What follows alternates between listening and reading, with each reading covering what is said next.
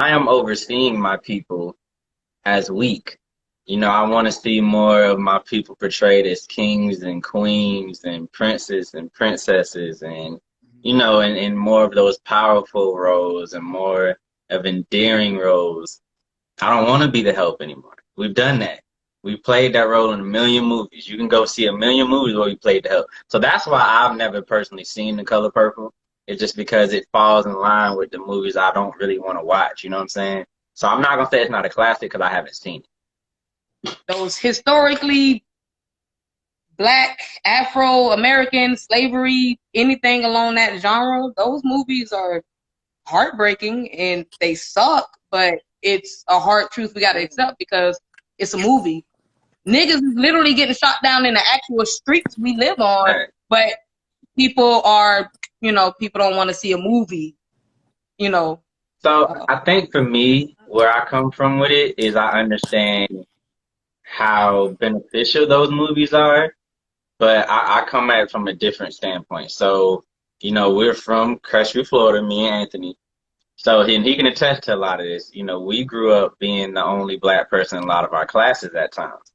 I remember being in middle school and we got to the part of history class where we were going to start talking about, slaves and all of that. The teacher stopped class because I was the only Black person in class and said, Trey, how do you want to be referred to? Do you want to be called colored?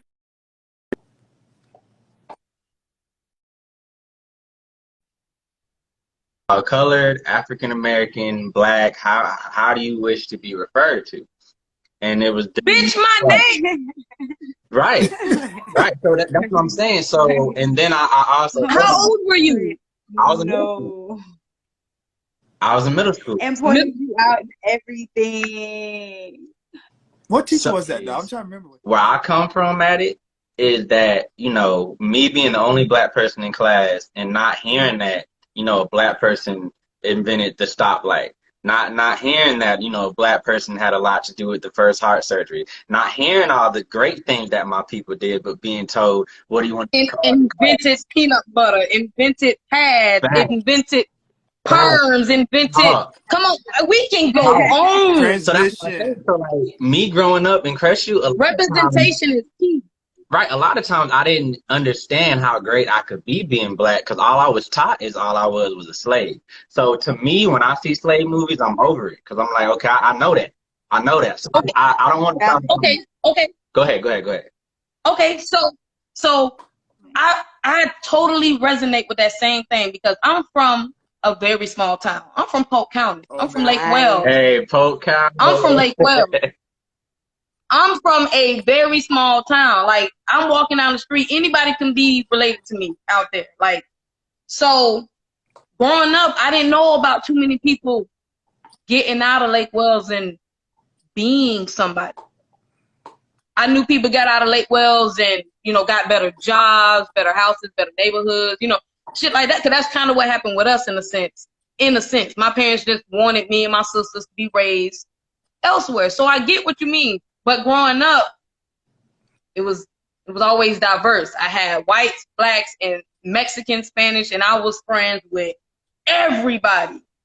But in the same sense, I did not grow up seeing or hearing or knowing somebody personal that looked like me and did something awesome.